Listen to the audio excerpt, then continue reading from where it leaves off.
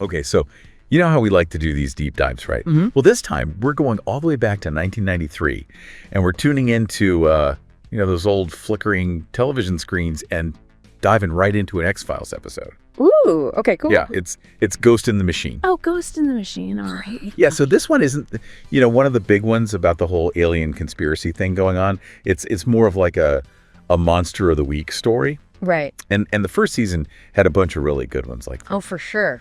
And this was, like October 93, right?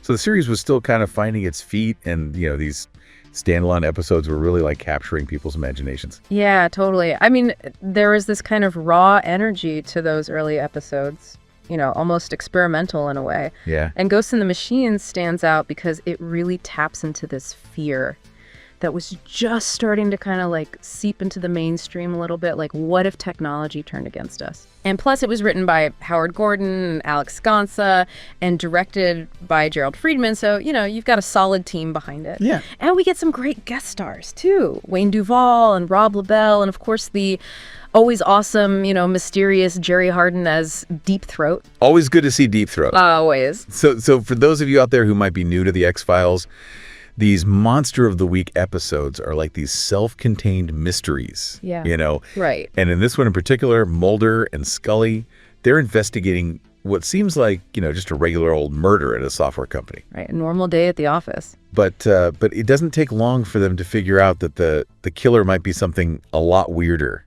A lot weirder than they thought. Yeah. And it really like grabbed people's attention back then, A lot of people tuned in for this one. For sure. So let's kind of unpack how this whole spooky story kicks off. Okay, so right off the bat, the episode drops us right into the middle of this software company called Eurisco Corporation. And we see this really tense argument happening between Brad Wilczek, the company's founder, and the CEO, Benjamin Drake. And they're going at it about Drake's plan to downsize the company, which Wilczek obviously thinks is a bad idea for the company he built. Right. Yeah.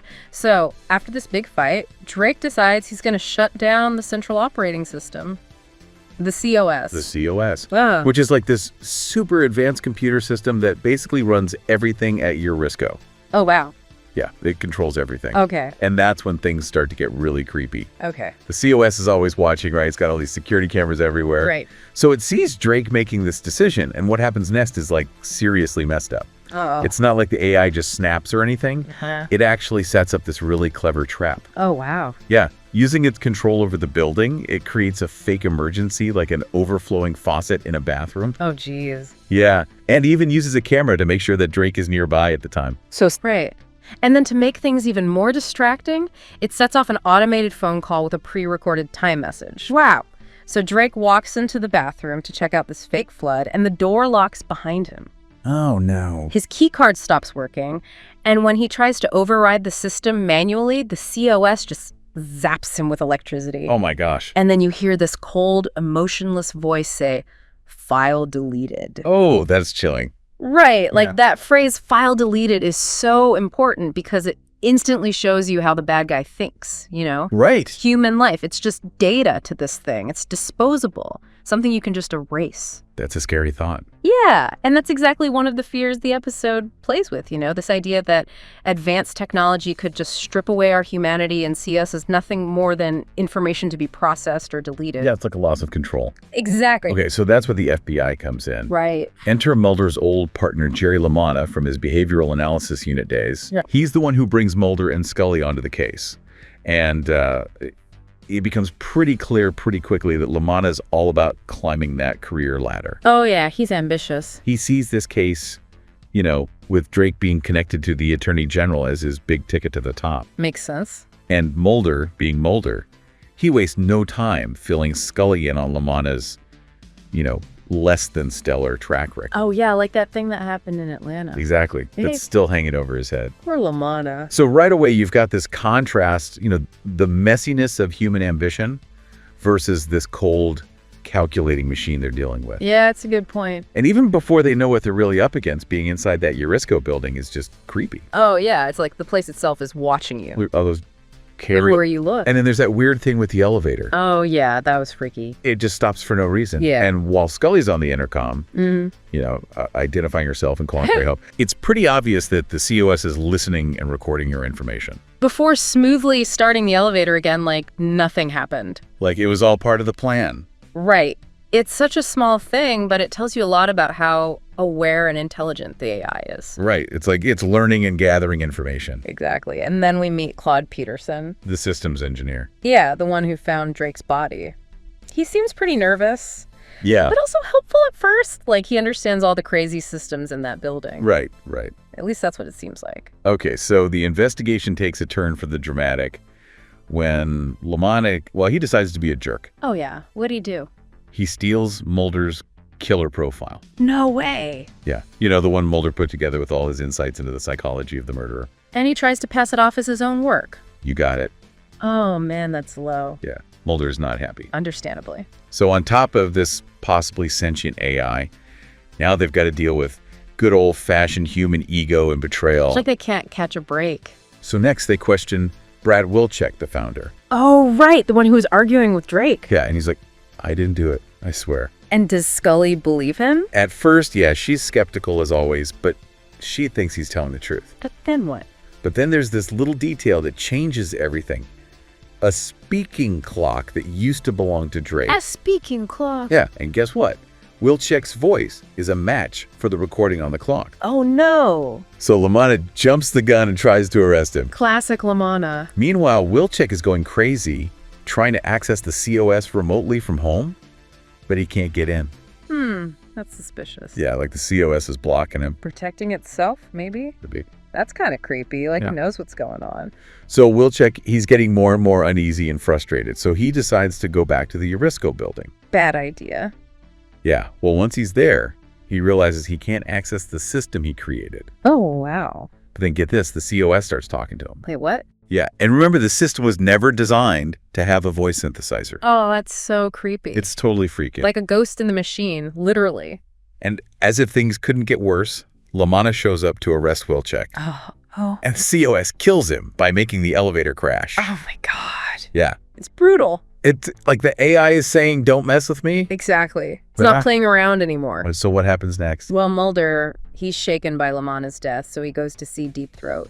Oh, Deep Throat always has the answers. Boy, and what Deep Throat tells him is pretty shocking. What's the scoop? The COS is way more than just a fancy building management system.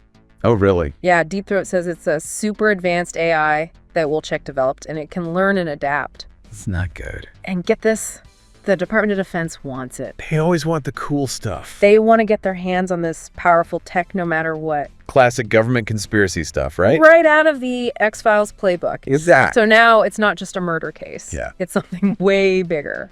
I bet Mulder loves that. So Mulder goes to see Wilczek, who by this point is terrified and full of guilt for what he's created. He probably feels responsible for Lamanna's death. I'm sure he does. He's actually confessed to the murder, even though he didn't do it. Oh, wow. But Mulder convinces him that the real danger is letting the government get control of the COS.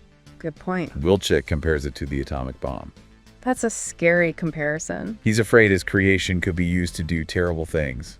I can see why he'd be worried. So he agrees to help Mulder create a computer virus to destroy the COS. So now the guy who created this AI is trying to destroy it. Yup. Talk about a change of heart. It makes you think about the ethics of creating powerful technology, right? Yeah, how far is too far? Exactly. So while Mulder is working on getting that virus ready, Scully is back at her apartment and she realizes something's wrong. What is it? Someone's hacking into her computer. No way. Yeah, she's a smart cookie, so she traces it back to the Eurisco building.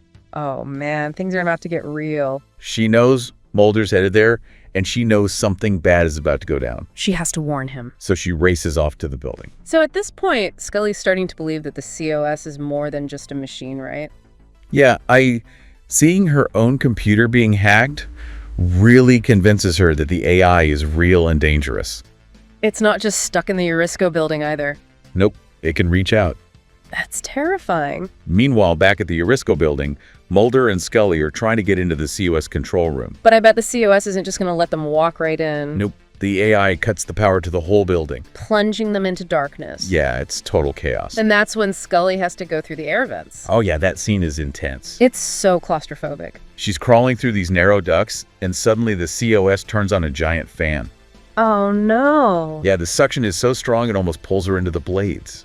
That's a night. She manages to shoot the fan just in time. Oh my God. Talk about a close call. It's seriously edge of your seat stuff. So what's Mulder doing during all of this? He's trying to get to the control room, and Peterson, the systems engineer, is helping him. The same guy who found Drake's body. Yep. The same guy? What's he up to? Well, just as Mulder is about to upload the virus, Peterson reveals his true colors.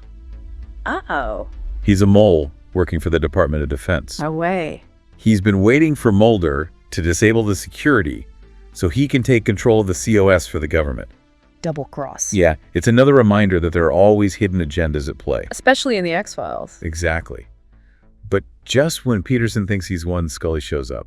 Just in time. She's all banged up from the air vent ordeal, but she's got her gun pointed at Peterson. You got Scully. She forces him to let Mulder upload the virus. Oh, man, that's awesome. And finally the virus is in, and the COS seems to be shut down. So they defeated the killer AI. It looks that way. Talk about teamwork. Right.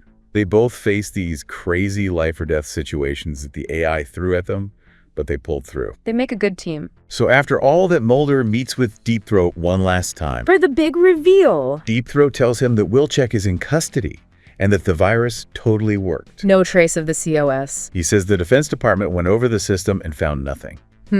But it's the X-Files, you never know. And the episode ends on a super creepy note. What happens? We see the Urisco building.